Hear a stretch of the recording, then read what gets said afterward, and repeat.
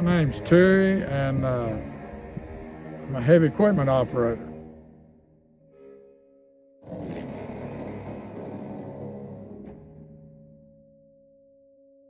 I run about everything: drills, end loaders, track hoes, dozers, And what's your favorite piece of equipment?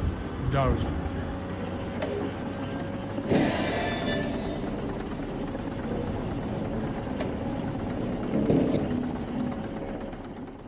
What separates a good operator from a great operator? That's a hard one. A great operator is one that you don't have to stand around and tell him what to do. He knows what to do. He knows what moves to make and when he needs to make them.